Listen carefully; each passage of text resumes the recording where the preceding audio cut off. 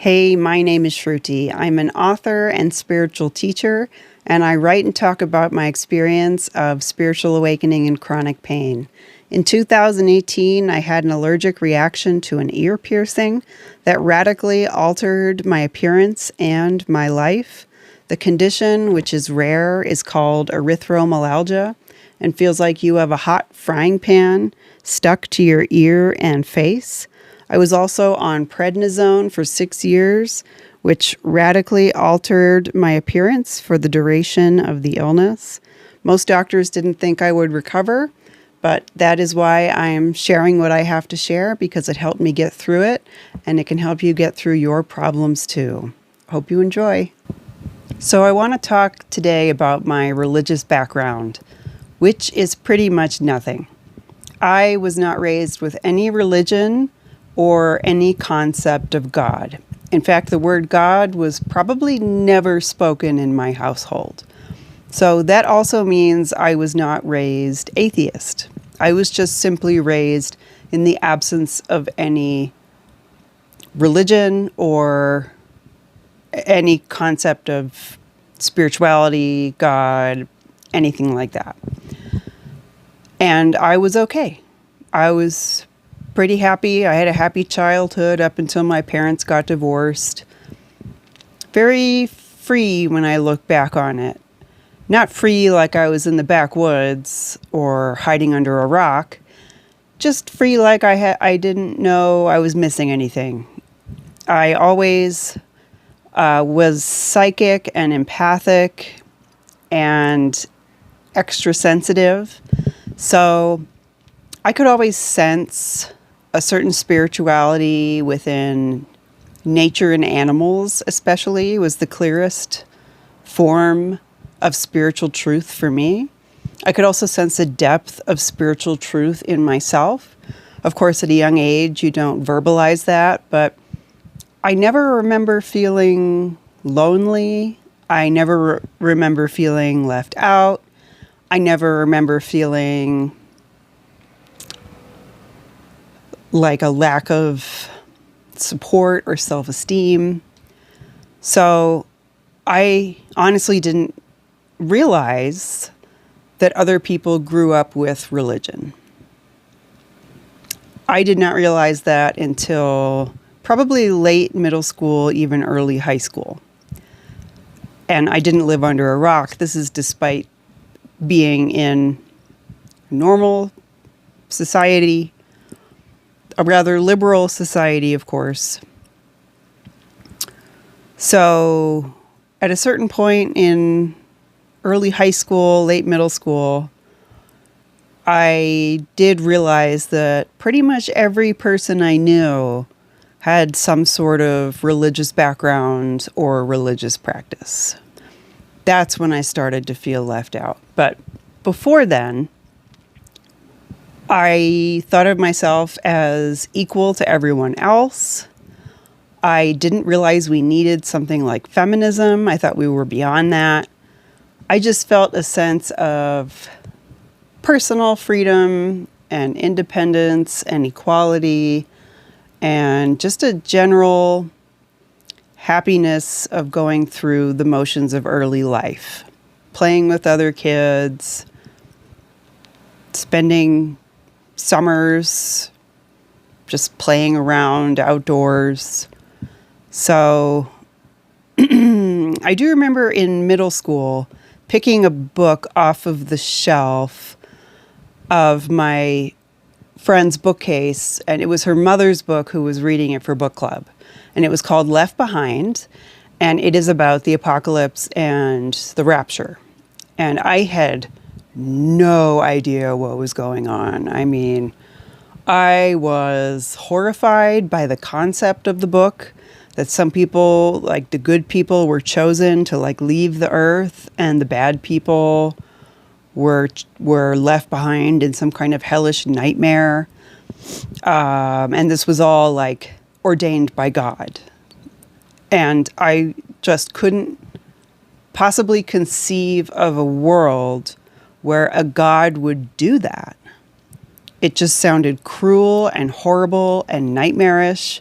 And I just felt this sense of energetic rejection of the book, even while it had an enormous impact on me. I think I had nightmares about it. So that may have been still before I knew who Jesus was. So I actually didn't know who Jesus was until I was at least 12, maybe older. And then when I kind of found out who Jesus was, like Jesus is that guy on the wall of churches on the cross. Keep in mind, the only experience I had going into a church growing up was either for a wedding or a funeral. And I think I went to a total of maybe 2 family weddings and 1 funeral. My grandfather's funeral was held graveside, so there was no church service for that. So I didn't go into a church often enough to even know who that guy on the wall was. But I found out his name was Jesus. But then, even when you find out who someone is after not having any background or concept of who they are, it sort of doesn't impact you. I mean, having someone say it's that guy on the cross on the wall and he's part of this religion, I didn't know that he was the religion even. I just thought he was some guy in the church who happened to be in the Bible. So I didn't really understand the whole religion, or he died for our sins, or he's the Son of God, and I didn't understand all of that.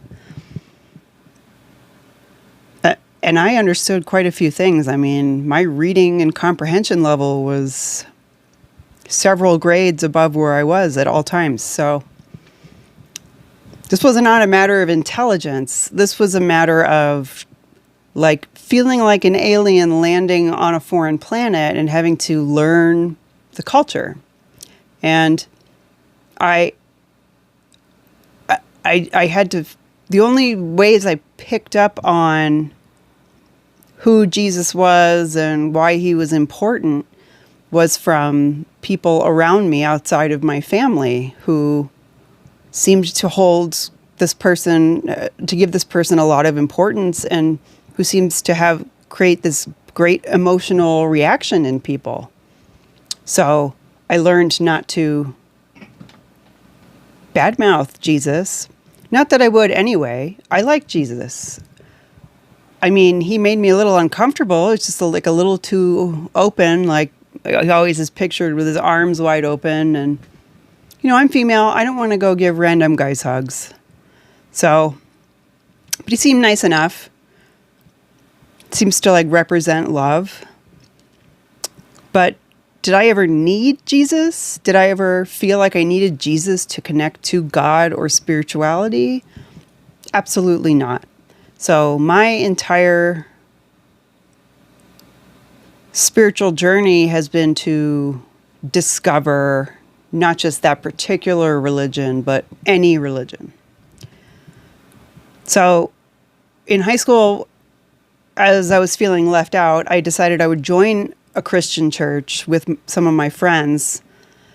And it was a great church, a really great community, which is why I joined, and very welcoming.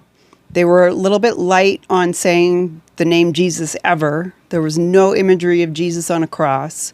And we really focused on social projects.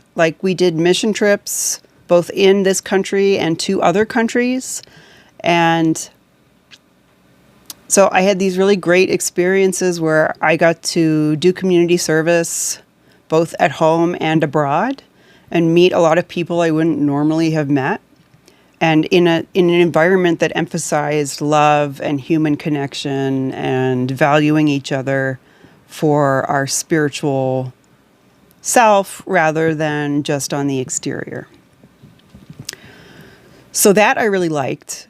I really have nothing to say that's bad about that aspect of the religion. However, I don't tend to do well when placed into a very religious structure, precisely because I didn't grow up with it and it feels restrictive.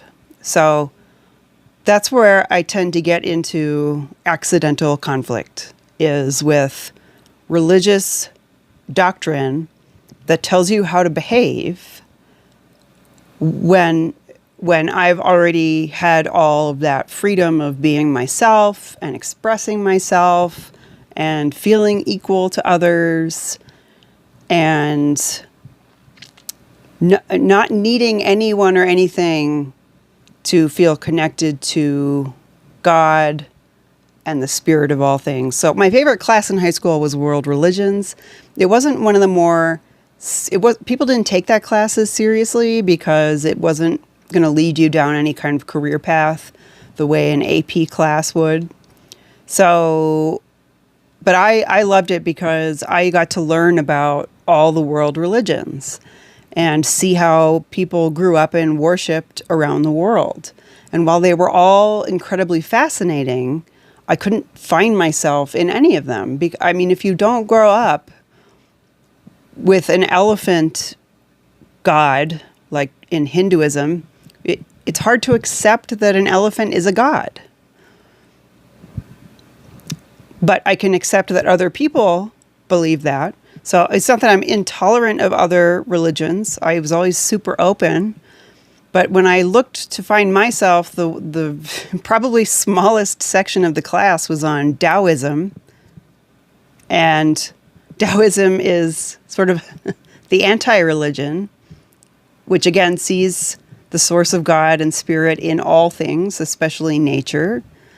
And so that was sort of home base for me if I had to pick a religion. Is every time I expressed myself, I always thought it was clear that it was Taoism or something similar. It wasn't until I graduated college that I kind of found out about these more new age spiritual practices, if you will. And then I became only interested in that. But before that, on my spiritual search, I then kind of took a Taoist, sometimes Buddhist approach, where in order to find God, I would practice staying very, very, very present. And didn't realize at the time that practice of staying present was an excellent practice that would later become a deeper understanding of who I actually am beneath all of the false layers of who we think we are as human beings. But before I began to question who I was beneath those false layers, I just simply knew that everything that happened before me was happening in the present and I should stay there. And by staying very present, I could feel the world shift to meet my presence. I could feel my world shift.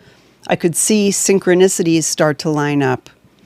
I used to do these practices when I was in the backwoods of Vermont, and I didn't know how I would get from A to B. And instead of trying to figure it all out by myself, I would sit and be very present, and someone would walk over to me that I knew and say, "Hey, I'm going over here. Do you need a ride?" And I would say, "Wow, that's great timing." I would do this also with things like food. So I took some courses while I was in Vermont. I would sit on the grounds of the school hungry because I didn't have a car and I had to get groceries and I didn't know how I was going to get them. And once again, I was tired of figuring it all out. And I went and had the inspiration to go sit on the school grounds in the library. And someone walked into the library that day who I spoke to on a rather deep spiritual level right away. And he said, "By the way, are you hungry? I'm going to the farmer's market." And I was like, "Actually, yes. And I need a ride because I don't have any food." And I actually ended up dating that person. We ended up being very close. So the practice of presence is something that you can do if you don't follow what it is that I have to say. Although I find how I talk about the layers of who you are to be the most important thing I have to say. What I also can tell you is your practice can remain as present as possible through every experience you have every day. But back to my religious background, that